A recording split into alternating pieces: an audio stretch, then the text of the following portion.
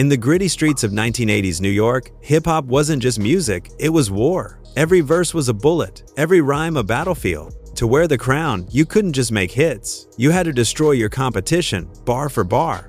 And out of the rough blocks of Corona, Queens, came a young MC who turned rap into warfare. His name was Kool G Rap, but becoming a legend wasn't easy. He had to fight his way through the best. The kings, the street poets, and the self-proclaimed gods of the mic who ruled the city. These are the 5 artists Kool G Rap went to war with on his rise to the top. Starting at number 4. This one isn't about a single rival. It's about the war that forged Kool G Rap into the lyrical fighter he became. Before Kool G Rap became one of the most respected lyricists in hip-hop, he was a soldier caught in one of rap's earliest and fiercest wars. It was a time when hip-hop was still young and hungry, and loyalty meant everything. Back then, it wasn't about record sales or flashy deals. It was about survival, respect, and the pride of where you came from. Standing beside him in those days were MC Shan and Roxanne Shante, 2 names that would later test his loyalty more than anyone could imagine. In the mid-1980s, the Juice Crew ruled Queensbridge like royalty. Created by the brilliant producer Marley Marl and fueled by DJ Mr. Magic's radio show Rap Attack, the crew became one of the most powerful forces in New York hip-hop. Roxanne Shante had made waves as a teenage battle rapper who could destroy opponents twice her age. MC Shan was the voice of Queensbridge, the local hero with a chip on his shoulder. Biz Markie brought humor and personality, while Big Daddy Kane was a smooth-talking lyrical machine who would soon become a legend.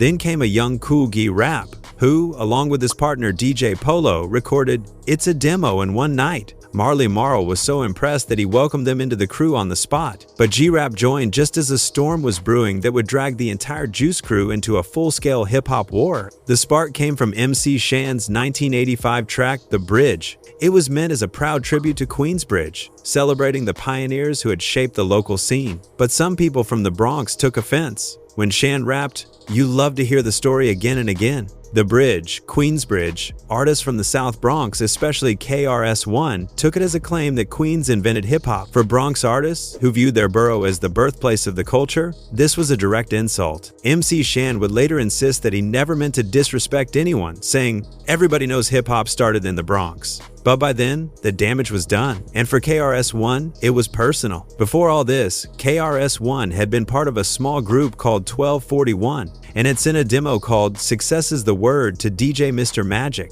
the Juice Crew's radio figurehead. Mr. Magic dismissed the song as whack. That insult stayed with KRS-One. So when The Bridge came out, he saw his chance to fire back at Mr. Magic, Marley Marl, and the entire Juice Crew. In 1986, Boogie Down Productions released South Bronx. It was raw, confrontational, and aimed directly at MC Shan. KRS rapped, "Yeah, I got dropped off MCA cause the rhymes you wrote was whack. If you pop that junk up in the Bronx, you might not live." The song turned the Bronx-Queens rivalry into a full-on war. A year later, KRS-One raised the stakes with The Bridge is Over, one of the most iconic diss tracks ever recorded. This time, he went after everyone, including Marley Marl and Roxanne Shante. When he sneered, "Roxanne Shante is only good for steady f***," it sent shockwaves through the industry. The message was brutal and clear. The Juice Crew refused to stay silent. Shan responded with "Kill That Noise," a defensive track where he tried to explain himself while still taking shots back. Roxanne Shante, already famous for her fiery Roxanne Wars, released Have a Nice Day, where she aimed straight at KRS and his partner Scott LaRock. "Now KRS-One, you should go on vacation with a name sounding like a whack radio station," she rapped, hitting back with her trademark venom. While the frontline battles raged, Kool G Rap watched and learned. He wasn't the one dropping diss tracks, but he was right there in the trenches, sharpening his skills and observing how quickly the game could turn personal. This was where his hunger and aggression were born. The chaos around him shaped his pen, his tone, and his understanding of how unforgiving the rap world could be. For Kool G Rap, this wasn't just the beginning of his career. It was the foundation of his entire mindset. The battles of the 1980s molded him into the man who, decades later, would have no problem calling out the artists he couldn't stand, because he had already lived through one of hip-hop's fiercest wars and came out sharper on the other side. As the chaos of the Bridge Wars started to fade, a new kind of tension began to grow between Kool G Rap and the man who had led the charge from the Bronx, KRS-One. And that is why KRS-One is number 3 on our list. This was not an open feud played out through diss tracks or public insults. It was a quieter, colder kind of rivalry. Both men respected each other's talent, but underneath that respect was a constant feeling of competition, pride, and unfinished business. It was a lyrical Cold War that never exploded, yet everyone close to them could feel it. By the late 1980s, Kool G Rap had already made a name for himself as one of the sharpest lyricists in the game. His verses were filled with raw street stories and cinematic detail that made him stand out from everyone else. KRS-One, on the other hand, was already a legend. He was the outspoken leader of Boogie Down Productions, the Bronx defender who saw himself as hip-hop's teacher and protector. Their paths were different, but their worlds were too close not to collide. Despite being on opposite sides of the borough divide, Kool G Rap admired KRS-One's skill deeply. In a 2022 interview, he even listed him among the big four lyricists of the golden era, alongside himself, Big Daddy Kane, and Rakim. G-Rap said KRS was one of the few rappers who kept him sharp and hungry, admitting, "You just named one cat that kept me on my toes. How could I ever get comfortable?" It was a genuine moment of respect. But even as he said that, there was history behind the words, and that history was filled with quiet tension. According to Dr. Butcher, Kool G Rap's close friend and collaborator, the tension began with what they saw as small but deliberate jabs from KRS-One. KRS-One used to say a lot of slick little wording in his songs about Queens.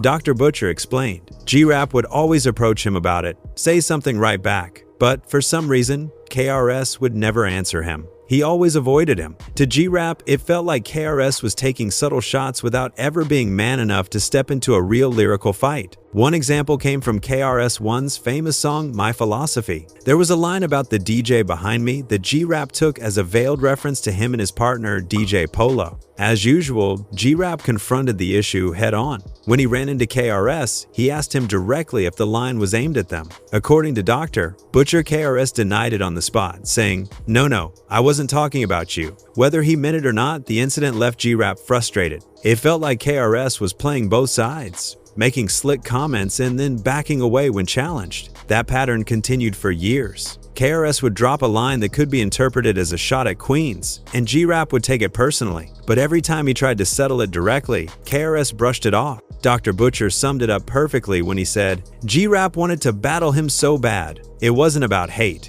It was about proving something. Kool G Rap came from a world where men settled things face to face. If you had something to say, you said it directly. He thrived on confrontation because for him, that was the essence of hip-hop. KRS-One saw things differently. He was the teacher, the philosopher of rap, who preferred to address ideas and principles rather than individuals. He didn't see much point in going toe-to-toe with G-Rap, even though he knew G-Rap was one of the few who could match him bar for bar. To him, a battle might have distracted him from his larger mission of teaching and representing the Bronx's legacy. For G-Rap, though, it felt like a missed opportunity. That silence between them became one of hip-hop's great what-if moments. What if KRS had accepted the challenge? What if these two lyrical masters had gone head-to-head in the booth? It could have been one of the greatest rap battles of all time. A clash between street storytelling and intellectual lyricism, between Queens' grit and the Bronx's pride. But it never happened. For Kool G Rap, that left a mark. He'd gone up against some of the best, but this was the one battle that never came to be. It was unfinished business, a rivalry that stayed alive in silence. Even now, that tension tells a bigger story about what hip-hop was back then. It was about respect, competition, and the hunger to be the best. Kool G Rap and KRS-One didn't need to trade diss tracks to make history. Their rivalry existed in the background, shaping both men's legacies and reminding everyone that sometimes the loudest battles are the ones that never get fought.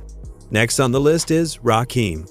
When Kool G Rap looks back on his career today, one name still stands out whenever the topic of competition comes up: Rakim. To most fans, it might seem odd to call what they had a rivalry. There were no diss tracks, no insults, and no interviews filled with shade. But beneath the surface of hip-hop's golden age, there was an unspoken battle between two of the greatest lyricists the game had ever seen. In the mid to late 1980s, Rakim was the gold standard of hip-hop. When he and Eric B released Paid in Full in 1987, it changed everything. Before Rakim, rap was more straightforward, built on rhythm and punch, but not much complexity. Then he came along and reinvented what it meant to rhyme. His flow was calm and confident, his wordplay was intricate, and his rhyme patterns were unlike anything the world had heard before. He didn't just rap over beats, he danced around them, weaving his words like a jazz solo. From that point on, every serious MC knew they had to step up. That challenge was exactly what caught Kool G Rap's attention. He didn't fear Rakim's dominance. He respected it.